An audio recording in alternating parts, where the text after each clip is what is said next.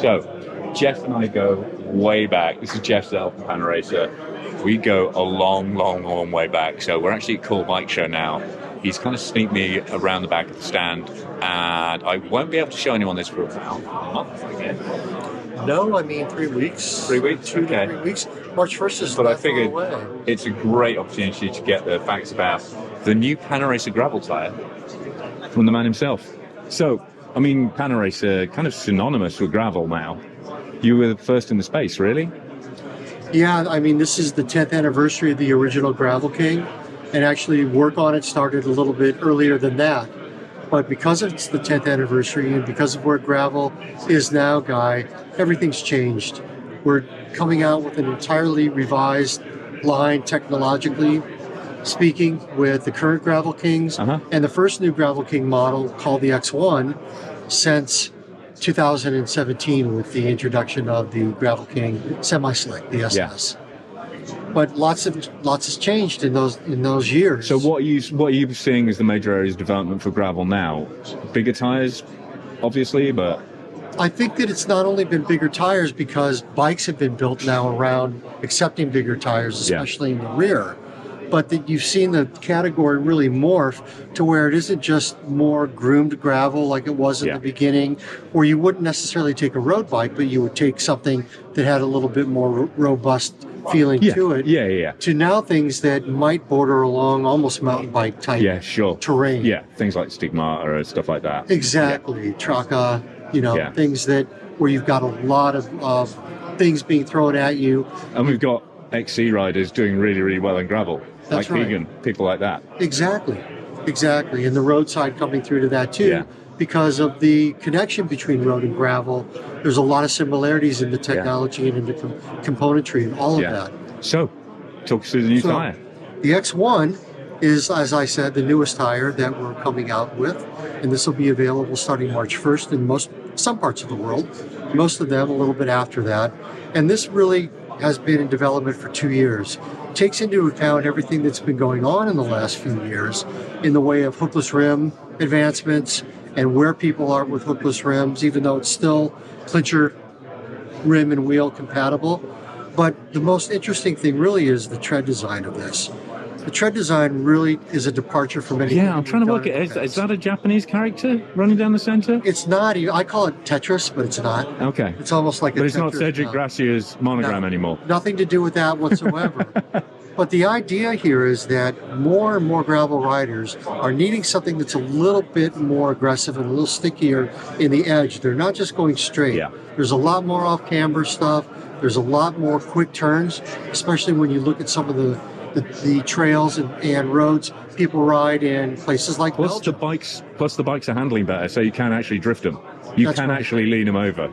You're actually getting bikes with a slack enough head angle, long enough wheelbase that you can actually lean them in convincingly now. 100%. And which is fairly recent, to be fair. It is.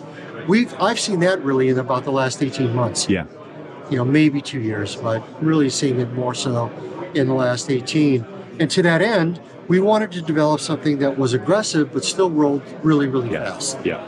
And that's where you see the center tread here being the most important component of it, is that while not a solid block, it does form a continuous roll once you get up to speed, but it also has very good clearing attributes to it. Yeah. So unless you're just in something that's not going to clear on any tire, you're going to find that this cleans really well. So it's cancer-proof. Yeah. If anything is. Well, yes. Yeah. I don't know about flint rock proof. Yeah. But, we're going after that to create something that's aggressive, yet rolls really fast. This is actually, both in real world testing and in laboratory testing, the fastest rolling Gravel King to date. Really? Even faster than the Slick. So is that tread or is that carcass? It's a combination because there's a lot of new technology that we're putting into the current line, which is the regular Gravel King, the SK, and the Semi-Slick 2, that are adopting the new technology. So we'll still get those treads continuing on the new carcass. On the new carcass, on the new puncture material. So do we get to know anything about the secret weave that's in there or the build? This is an advancement that we've done through our proprietary material we call Protite.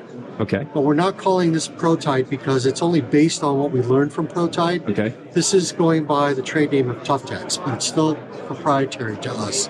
And are all these tires being made in Japan still? Yes. Right. Because that's a big thing.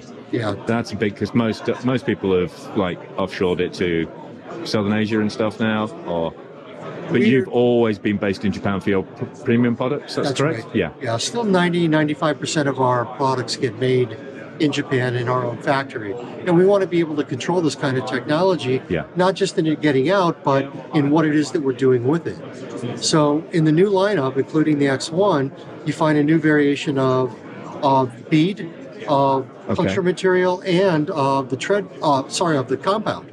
Okay. So it's still under That's a lot. The acronym of ZSG, which goes back a long way. Yeah. Zero slip grip. Yeah. You got it.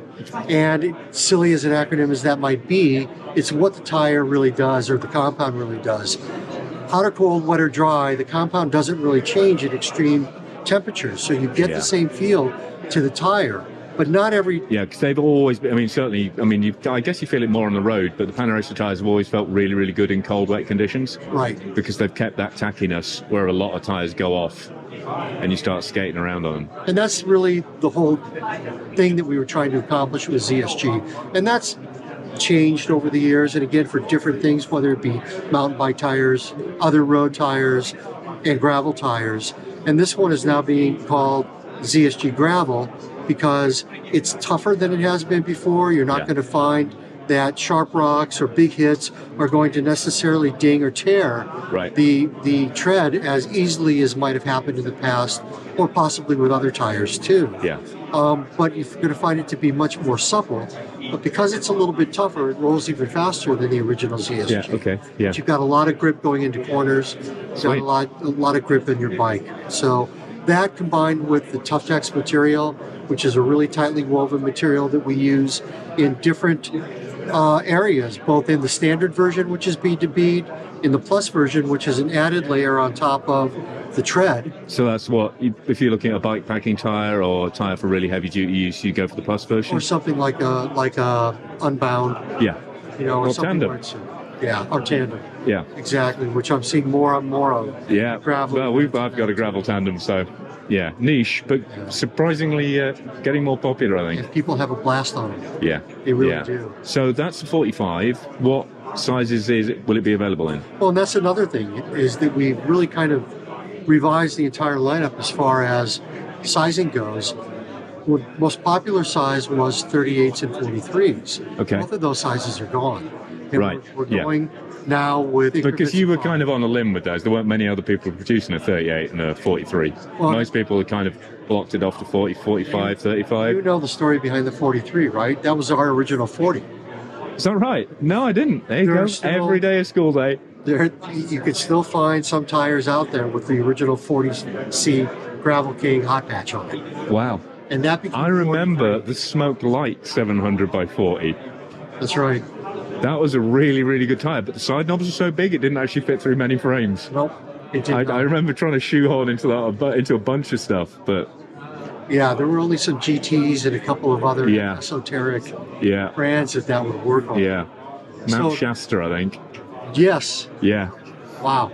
I'd forgotten about that one. We go back too far. Yeah. Anyway, so as a 45... So it goes 30, 35, 40, 45, and the SK will still come in a 50.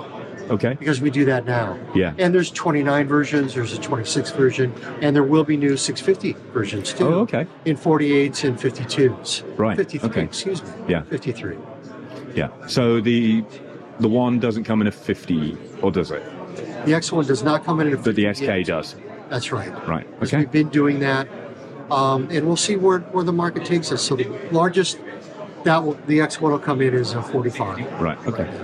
But 40 and 45 are where the sweet spots are. Okay, interesting. Now it's been super interesting here about, all tan wall, or is it a black wall as well? Black wall as well. Will we see any funky colors for the launch? Yes, not for March, but in April we'll be doing the 2024 versions. Nice. And the new tires will be available in those colors. Fantastic.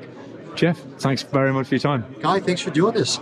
No worries. It's always great to see you, but it's great to get this on film for posterity. Cheers, man. Cheers.